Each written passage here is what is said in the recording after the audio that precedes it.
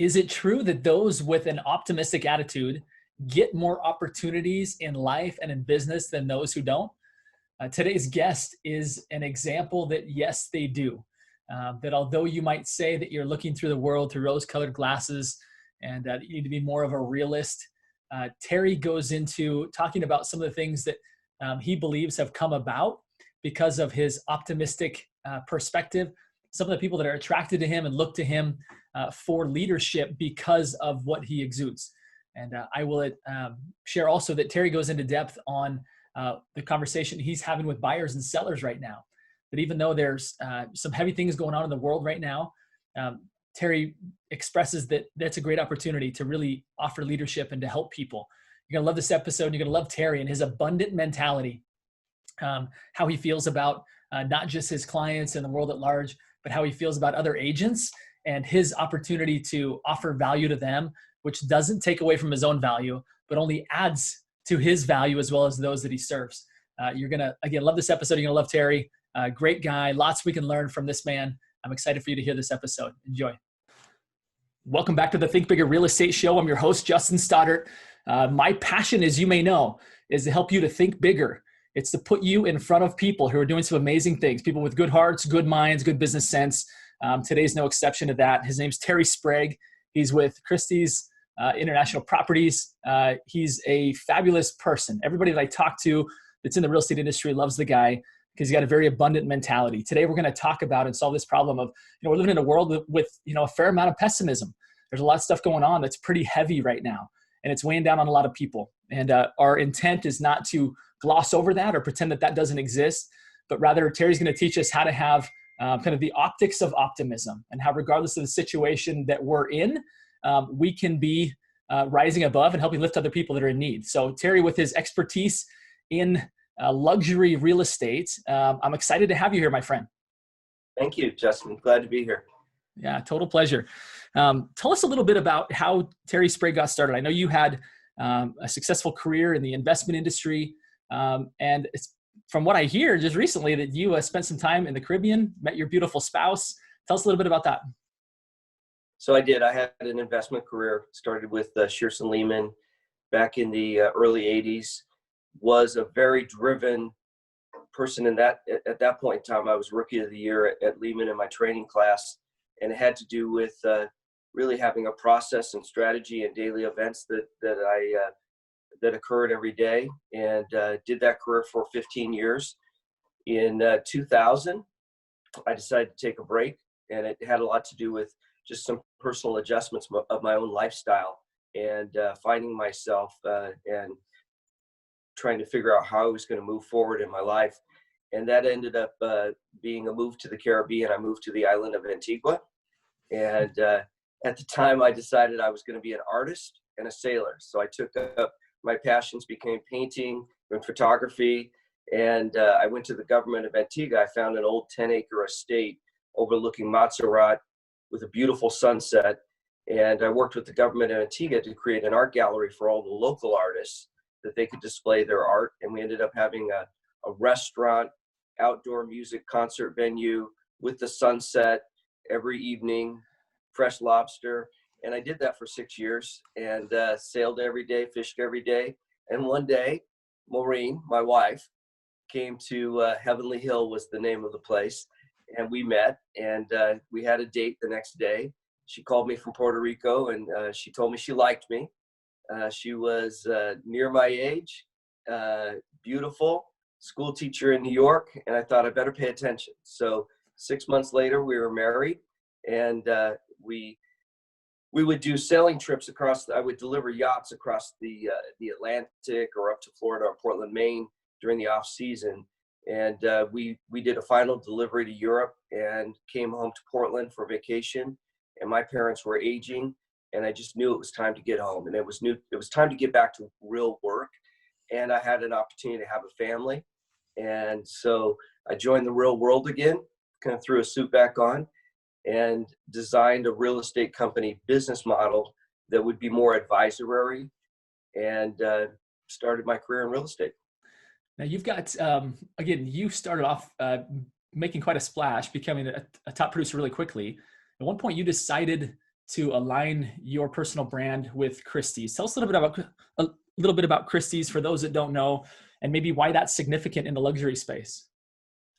So I really think that part of selling a house, any price point, has to do with the story of that location, the experiences people have had when they've lived at that home, and what emotionally draws people to that home.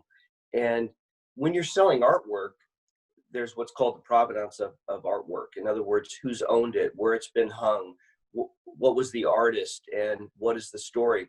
And all of those things actually increase the value of that artwork.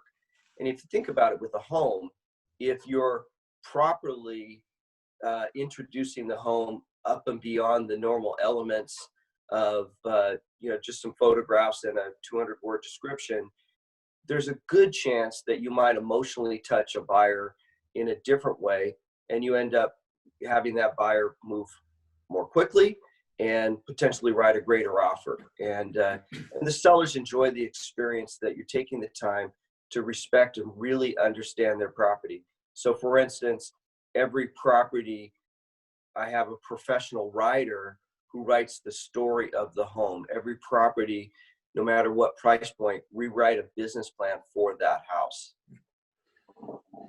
I love that, Terry. It's interesting. I do a lot of marketing. I teach a lot of marketing. One of my pet peeves about the real estate industry in general is the fact that oftentimes marketing is all about the house. It's an inanimate object, right? And it's very descriptive, almost as if you were looking at it in the RMLS, right? X number of bedrooms, X number of baths, and it's very much about the structure. Whereas what I hear you saying is that it's less about the structure and it's more about the story that people get to live when they're inside that home. Would you agree that that's kind of, it sounds like that's kind of your philosophy behind marketing, is how do you really make a house come alive and become part of somebody's story and even enhance their story to the point to where they want to live there because they want that story? Interesting. I've had a couple occasions where we have come in and restaged a home, re-merchandised it. I call it merchandising, written the story. And then I've had the couple call me and say, you know what? We don't want to sell the house. We are back in love with our house. And that's been a true testimony of you're doing a good job presenting the story when you actually change the optics for the people living there to the point where, the first thing they say is, well, I think we should sell it for more. Maybe we should price it for more. But it's wonderful to deliver an experience that people say, why haven't we lived this way forever?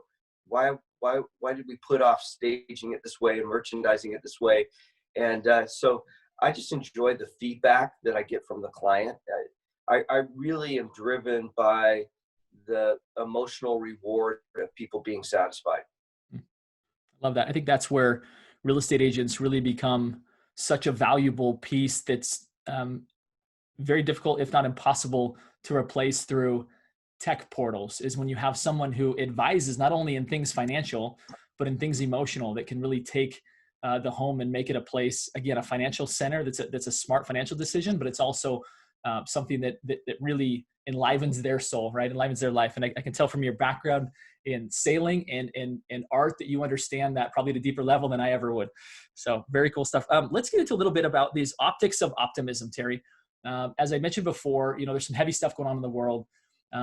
Yet, would you agree that one can still, even with all of the heavy matters that we as a society are dealing with, can look at the world and see lots of silver linings, see lots of good things happening? And if so, how do you do that? Well, if you think about it, in order for you to be productive and in order for you to be a complement to your community and the people who may be struggling, you personally need to be as productive and positive as possible. In other words, think of it as a caregiver to someone who's ill. Often the caregiver, you see this in aging parents, the caregiver becomes ill when they're taking care of the person who has Alzheimer's or physical distress. Mm-hmm. in order for us to be beneficial to our community, be able to help our neighbor, help our friends, respect and support causes, we have to be personally healthy. So it doesn't, there really isn't any benefit to diving into the negativity and having that affect you in a negative emotional way. In fact, I feel we have a responsibility to rise during these moments and show positive leadership. And people are, it's the law of attraction. People are attracted to people who are solving problems, who are being productive and being supportive of others. Mostly in a time like this, you really shine. And they're looking for advisors right now. They're looking for someone who has an opinion and a strategy. They need a Sherpa right now. This is Mount Everest of emotional chaos right now. Yeah. Not only in society, but even in navigating an interesting real estate market. I agree with you, and I agree that sometimes I think we discount the fact that leadership isn't just what's spoken and what's done, but it's what people feel when they're around us, right? If they feel a certain confidence and a certain optimism, people will naturally be attracted to that person, because that gives them the confidence that you can help them get the solution that they're looking for. And I believe that's in part why you've had the success that you've had, is because you emanate a certain kind of aura of abundance. In fact, maybe this is even a great time to get into kind of your philosophy around helping other agents. I know oftentimes people keep their cards very close to their chest. They feel very threatened at the success of others. And it's very much a scarcity mentality. Is it, if you win, then I lose? Talk to us a little bit about kind of your perspective on that, and how maybe that's even helped you in your business and with your clients. Well, so much of, I think, the underestimated value of what we do is the cooperative nature of our industry. And so many of the transactions that I can look back on that have been successful have been because of the relationship between the other broker and myself during that process. That's something you can't build an algorithm for. And, there are, I talk about the 1 degree of difference. At 211 degrees, water is hot, but it's worthless. 1 degree of difference, it's boiling water and can power a steamship. It's that 1 degree of difference that you can't write an algorithm for, that personal relationships can find ways to find a solution, move forward. And the only way to have those 1 degree moments is to have, hopefully, very respectful relationships and friendly relationships with the brokers in the community. As part of that, I feel a personal responsibility to be a mentor to my industry. And so there isn't a border at our company door suggesting these are our best practices. We're not going to share them. In fact, when I wrote my initial business plan, when I got into the business, I did take a look at the best practices of the best brokers that I could identify at that time, and made a decision to emulate their best practices, but then take the time to try to figure out, how can I be different? How can I stand out? So it's part of it was understanding the client experience of the type of clients I would personally be attracted to, and what would they expect, and how could I delight them? You've heard me give my talk of surprise and delight. I have. I've heard you can emphasize that. In fact, we were on a panel once, and it became kind of the coined phrase about being a delight. I love that. I think again, there tends to be a lot more opportunity that comes to those who don't feel like they have either a corner on the opportunity, or that they have to block others from opportunity. It's amazing to me to see not just what happens to their business, but also the overall happiness of that individual as they really start to open up and share. They grow, they learn, and they find out that there's a lot more opportunities with other people, as opposed to always trying to beat them, right? And to try and win against them. There's actually a great book I'm reading called The Infinity Game. I can't remember if I'm confusing that with the Avengers movie, but it's written by Simon Sinek, and he talks about this concept of winning and losing isn't like, if you're playing that game, you're playing the wrong game, right? That it's more about Yeah. contribution, and we can do a lot more contributing to each other and growing together as opposed to just trying to beat other people. And it's a really interesting read, and it kind of aligns a lot with kind of the philosophy that you have with other co-op brokers, which I think is admirable. And I would hope that as an industry, we realize that our greatest threats are not each other, right?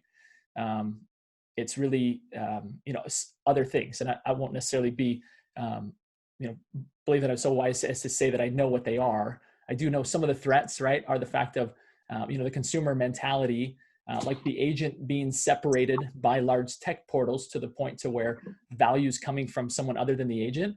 And I think getting closer to the clients and adding a relational kind of abundant thought process and value proposition is one way to do that. And I think a great way to get there is to do exactly what you're talking about, which is to be very abundant and very sharing with other agents, because that's how we all win, right? That's how the industry stays strong.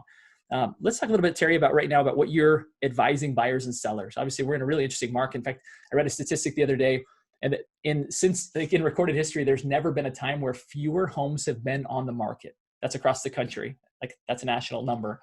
But I don't know exactly what year they started to record that data, but right now there's never been fewer homes for sale, which is pretty phenomenal to think, right? Obviously, low rates and interest in people owning property is at an all-time high. Talk to us a little bit about what you're doing to advise buyers and then sellers in this market. So, right when COVID came out, I think we were all looking to suggest what is going to be the recipe, what's the answer. And like any market of adversity, whether it be a recession or changes in economies, everything is really on a case-by-case situation. And so rather than just giving there are a couple blanket statements. I would say, anything under $1 million, there is such a lack of activity. And I do believe there is a pipeline of pre-COVID buyers that existed pre-COVID that are actively playing musical chairs, trying to find a house right now. And I think that's why we're seeing a lot of success for homes selling quickly at certain price ranges.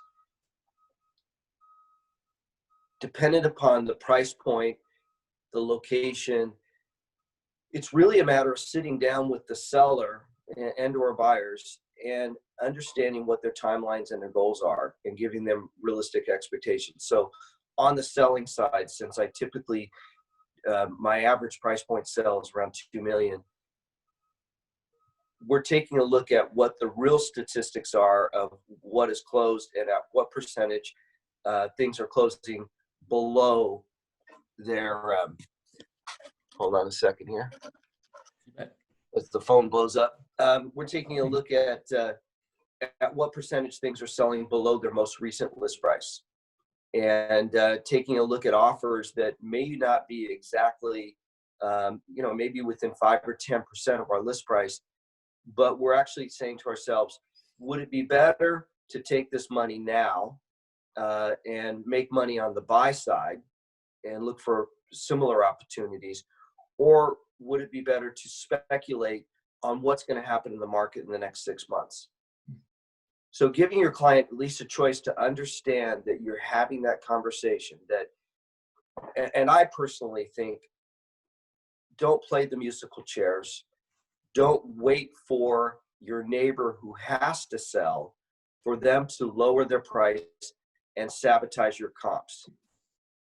Try to forecast that the economy is going to be awkward in the next 6 months. We have an election, we have COVID, we have a lot of emotional unrest with some very important,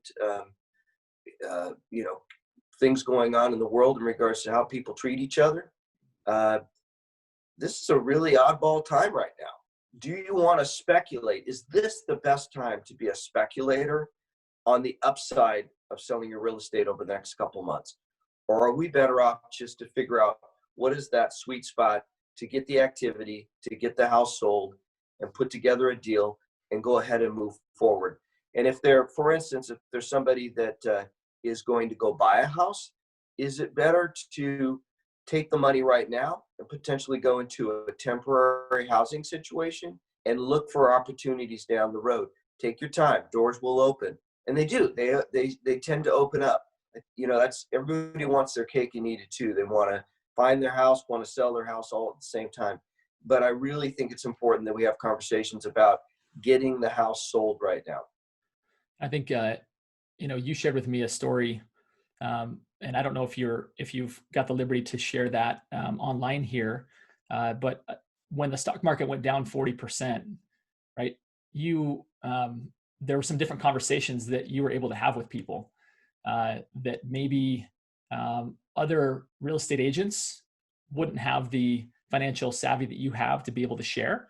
I don't know what part of that you can share, if any, but is there anything that you might advise agents who are looking to really stand out and differentiate when you're seeing changes in the stock market? What opportunities might that be opening in the real estate industry? So, the word arbitrage means to be able to take advantage of spreads, where something is supposed to have an equal value, but for a time period, those values fluctuate and there's a spread.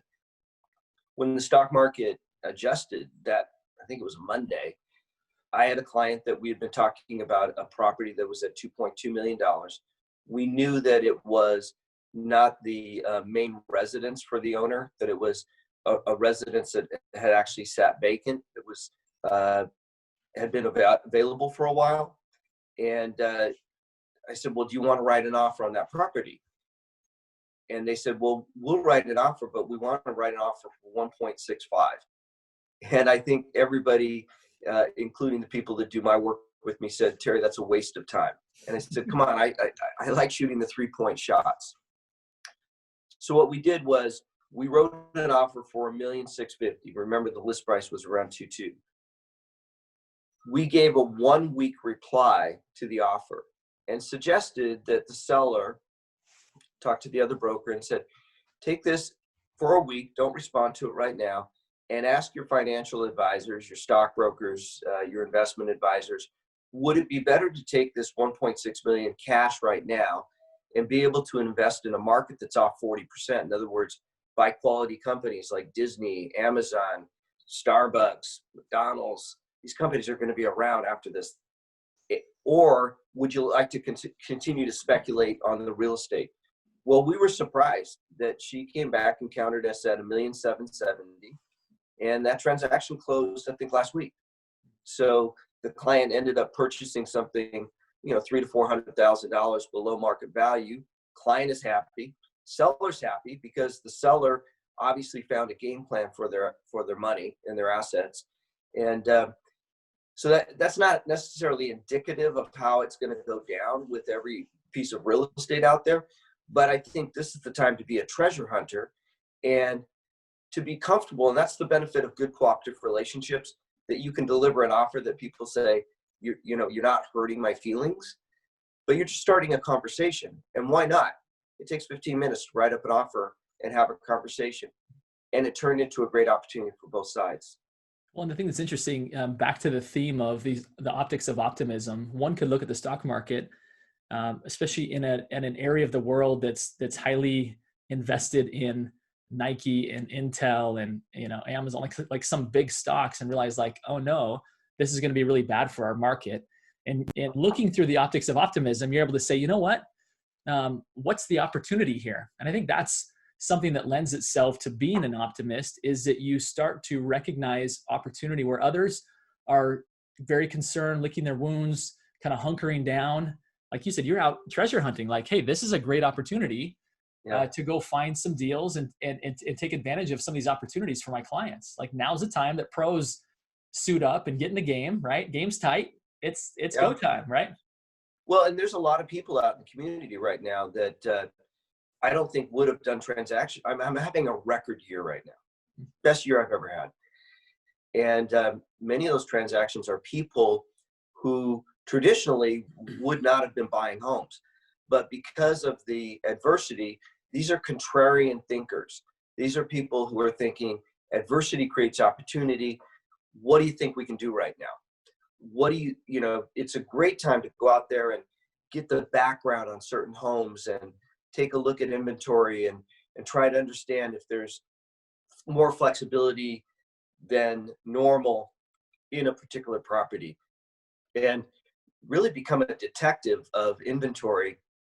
And if you can isolate certain pieces, I have in mind right now certain houses that I'm looking for buyers right now, because I believe there's an opportunity right now that exists with timing.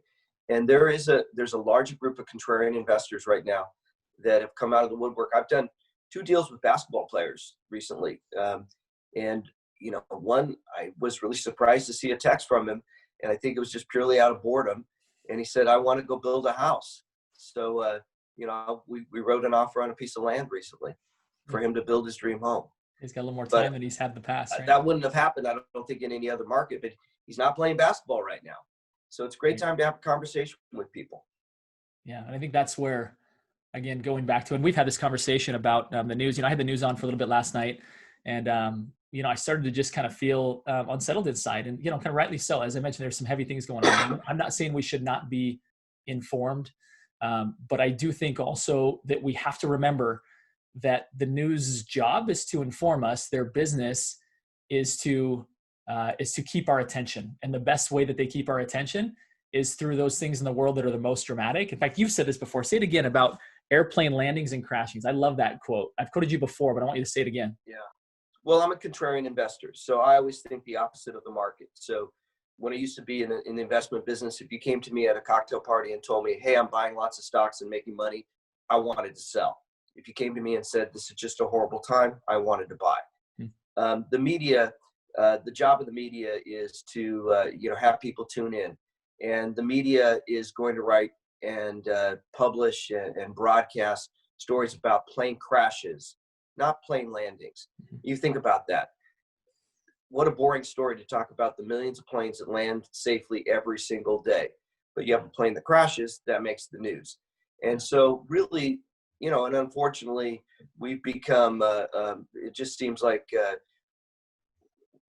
the media has become like the Inquiry. I mean, we see the plane crashes all day long that are very emotional. I really like to watch a limited amount of news. I like to log in and get the facts of, for instance, with COVID right now, I need to know just the facts of how I need to conduct my business right now. I just need the facts. I personally don't have an opinion on how we're going to cure COVID. And I'm hoping there's other people that are doing that. My job right now is to find opportunity in the real estate industry and to take care of and assist my colleagues and be supportive for the people around me right now, and to transact business. And I really don't have time to be distracted by the commentary of what everybody thinks might be happening, the drama side.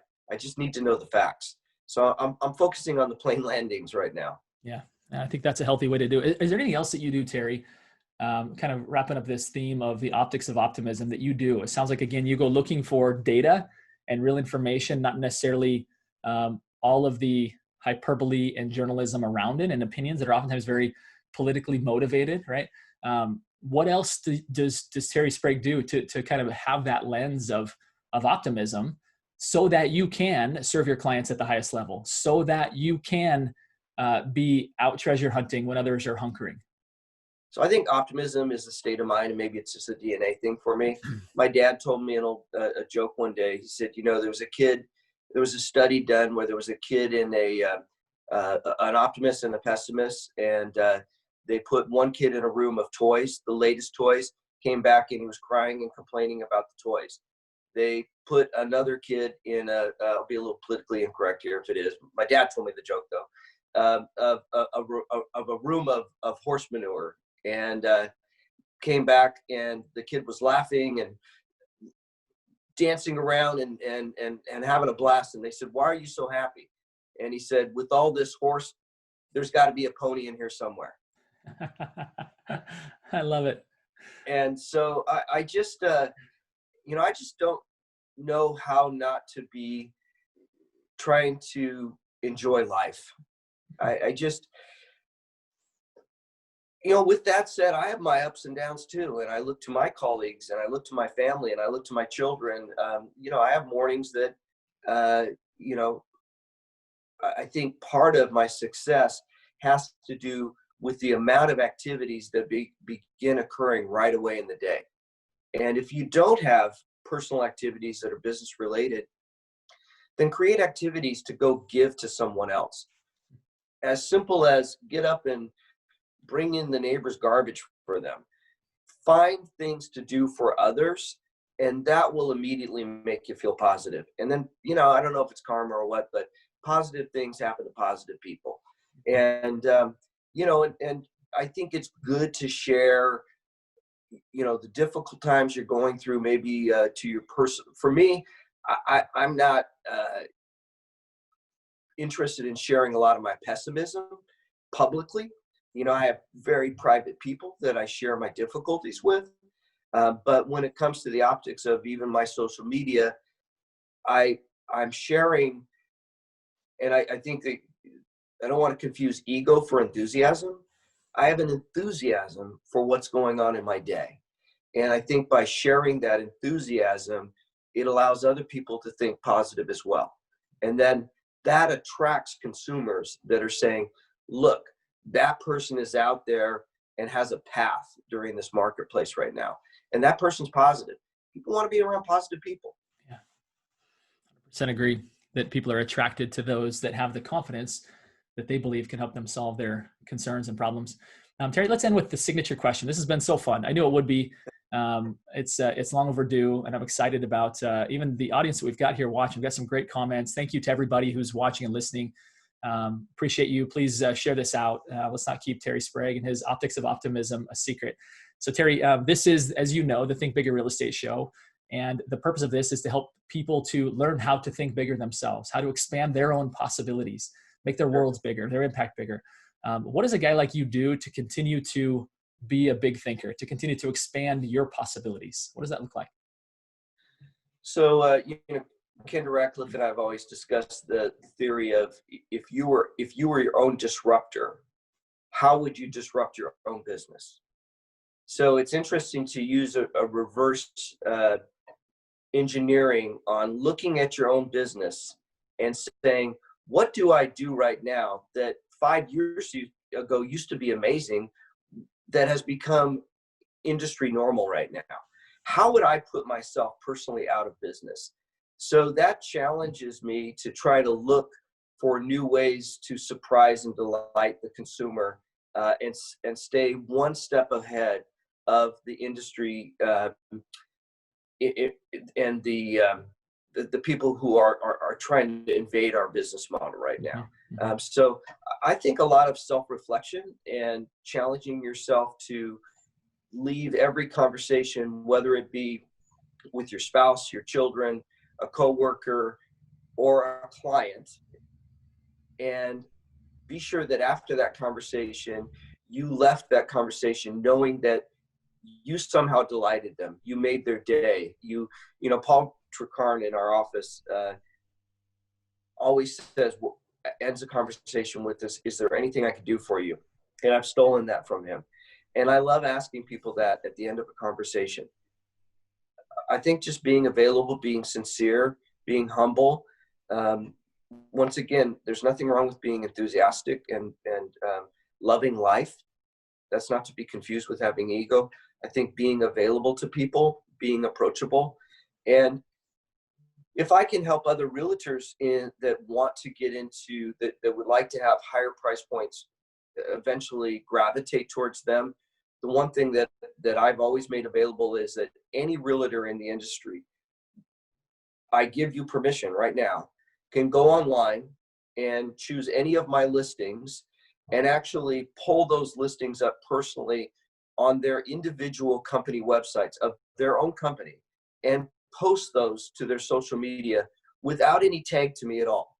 And write something, this is my featured house of the day, love to take you for a tour of this. And I think what you find is that there's a lot of amazing brokers out there that the only reason they're not selling higher end properties is that people don't recognize that's what you do. And so you just need to shift your optics a little bit. And by posting inventory of different price points, you'd be surprised how many people will reach out and say, you know, Justin, I didn't realize that you sold houses in that space. So if anybody wants to use my inventory to gain credibility among their existing followers, feel free. I mean, ultimately, if they click on your link of your company and they scroll way down, they're going to see it's complimentary of Terry Sprague at Christie's. And the other thing is surround yourself by amazing people. I'm so fortunate to have Kendra Radcliffe, Marty Wells, you know, Paris Hollenbaugh, and Lisa Neff, and my photographers and writers. You know, surround yourself with amazing supportive people that that also are positive. And the people that aren't making things happen in your life, you know, maybe it's better off to not do what you can to help them to get up. Yeah. But focus on the positive. I love it, Terry. It's been so good to spend some time with you, and excited to have more people get to know you and be able to benefit from kind of what you offer to people, kind of the abundant thinking that you embody. And I want to really, again, thank you for your time and contribution into the audience today. It's been great. And my final request of everybody listening today, with Terry's help, has been made a lot easier. And they're these three simple words, and they are go, think bigger. Thank you so much, Terry. Appreciate it, my friend. Thank you, Justin.